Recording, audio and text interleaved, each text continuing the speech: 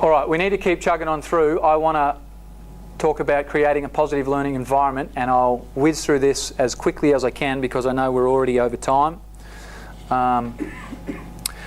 But this is really important. Again, as I said earlier, this is the stuff that we go through at the start of every Queensland team program. We sit all the coaches down and we make sure that everyone is aware of this stuff. And we make sure it's a big part of our program, and it'll certainly be a big part of the QBA program as well.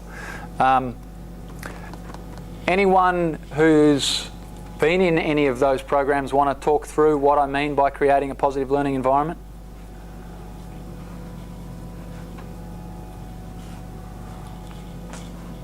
Anyone? Anyone? You give instructions, you don't give them, or criticism I should say, you don't give it in a negative way, you give it in a positive fashion. Yep. Can you give me an example? So instead of telling them what they're doing wrong, explaining them what what the correct movement is. Yep. As far as in comparison to so explain them what they're doing and then explain them the correct movement rather than saying what you're doing is wrong. Yep. Yep, that's part of it. Yep. Making sure. In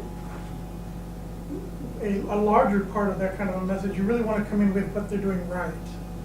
Talk to them, okay, here's what we're doing right, we're doing well, we're doing better, we're doing otherwise. Yeah. And here's where we need to do a little bit more improvement. Yep. And here's a plan, or here's a strategy as to how we're going to target. Yep, so certainly in terms of your instructions period, phrasing it in the sense of what they should do rather than what they shouldn't do. All right, so if somebody's collapsing on the backside, dropping the backside and hitting with a really bad bat angle and the ball goes like this when they hit it, how do we give that guy feedback? Rather than saying, all right, don't drop your backside and do this. All right, make sure you stay tall, come down through the ball, make contact out here, swing with a horizontal bat, whatever it is, something that explains in a positive sense what they should do rather than what they shouldn't do. All right, that's just one example. Anything else? We give them the freedom to learn and make their own mistakes. Yep. Why? Yeah.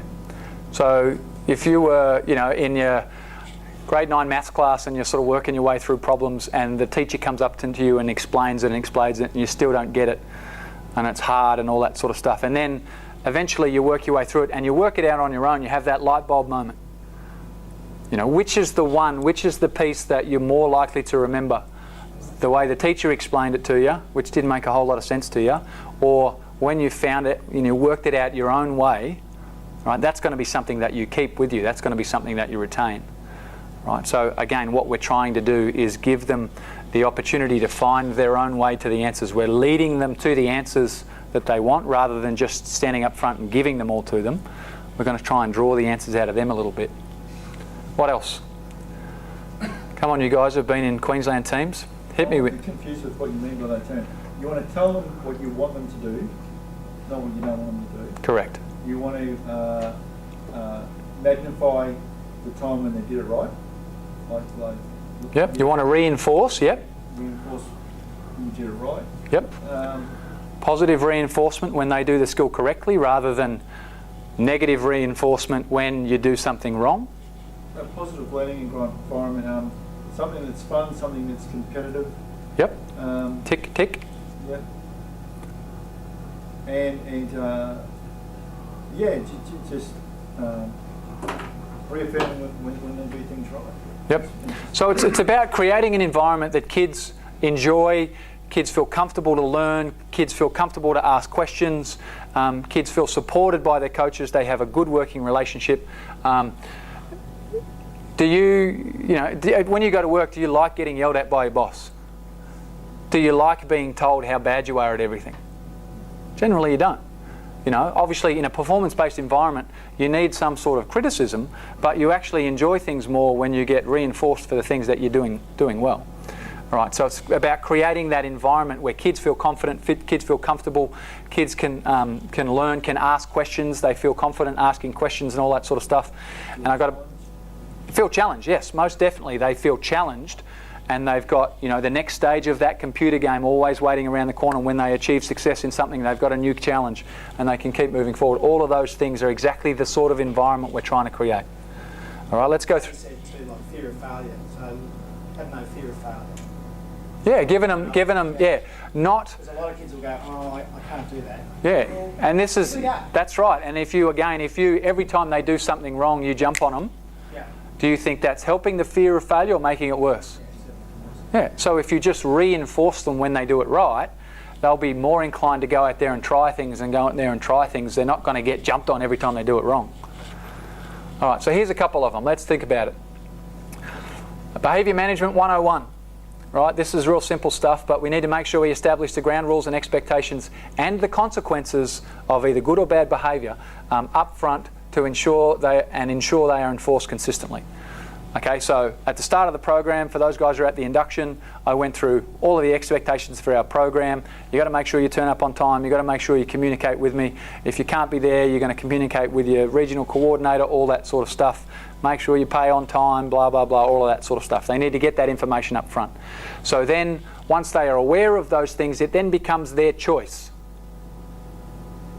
All right, it's their choice. They've got a fork in the road. They can go one of two ways. If they go the way that you've described and do something that they shouldn't have, then there will be consequences, but they knew about it and they still chose to do it. It's their choice. So you then don't become the bad guy. You gave them the scenario, you gave them the expectations.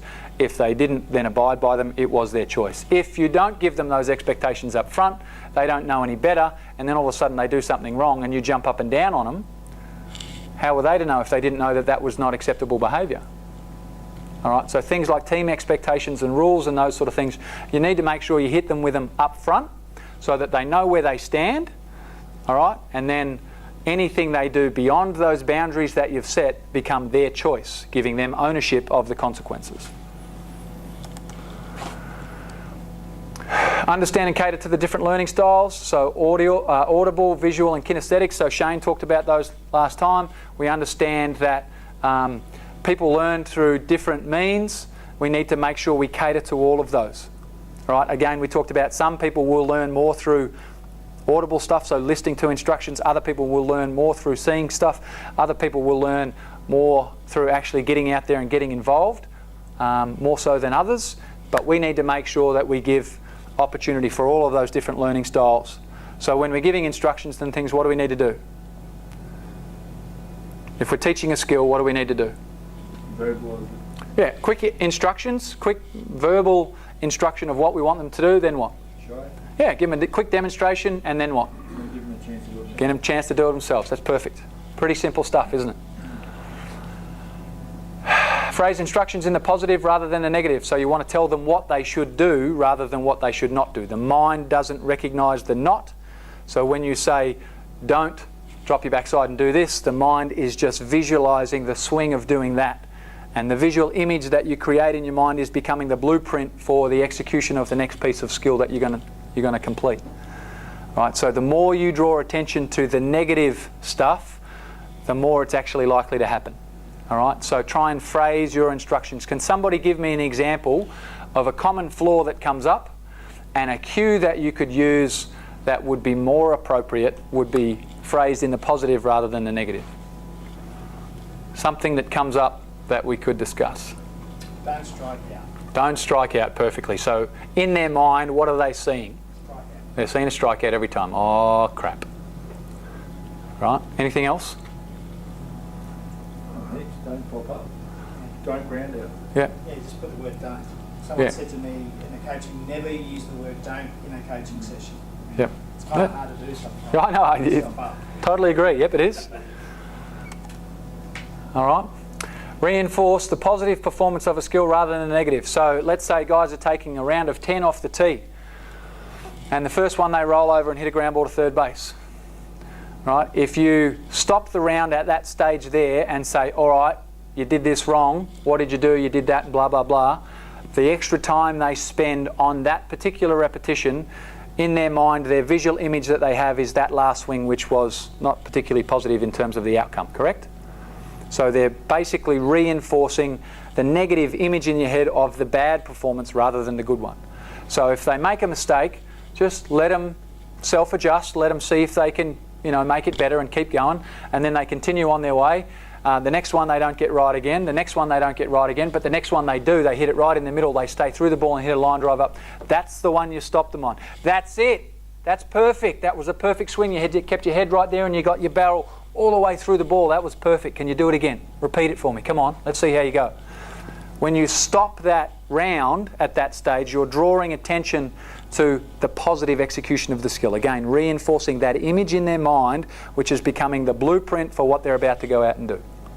So we really need to stress and make sure that we reinforce positive performances rather than the negative.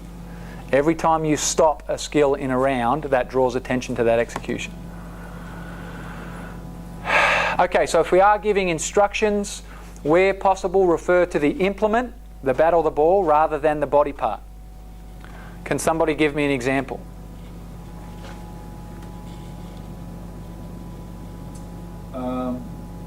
Getting back to the kid who doesn't get his backside through and he's got his heel nailed to the ball. Mm-hmm. You can say, okay, we're going to throw this pitch inside and you pull it down the right heel line. Lefty, yeah, lefty, yeah. I worked it out. Pull the ball down the line and really get out there, get the ball out in front, and you would think that should get his backside through. So up on the back. that's a perfect example also of trying to have him feel the intrinsic learning of the movement that you want without actually drawing attention to it. Right, so that's perfect. That's exactly what we're talking about. So your instruction to him related to the bat, which again, for a young mind, for a young athlete who doesn't necessarily have the movement experience of a professional athlete, when you talk about instructions, if you can talk about the path of the implement, it's going to be easier for them to process than talking about the body parts that are supposed to get to that. All right? They will work out the details themselves. They will self-adjust, all of that sort of stuff, but talk about the implement rather than the body part. Another common one is, in a throwing motion, that sort of stuff. Talk about taking your arm here, putting this there, blah, blah, blah. If you talk about the path of the ball, it will be easier for them to process. It will be easier for them to put that into practice straight away than if they're thinking about taking my elbow here, all right? Try and refer to the implement rather than the body part. And again, we're trying to create opportunities for learning through activities rather than just giving them all the answers. So rather than me just standing up here up front and just blah, blah, blah, blah, blah while you guys go to sleep, I'm trying to have things that you involve, trying to ask questions so that you guys show me, demonstrate your knowledge. Same thing with the athletes. If they're doing a T drill and they're pounding the ball into the ground all the time, what could be a question that you could ask him to help him make an adjustment? What's the intent? And what are you trying to do? Yeah, that's a good start. Yep.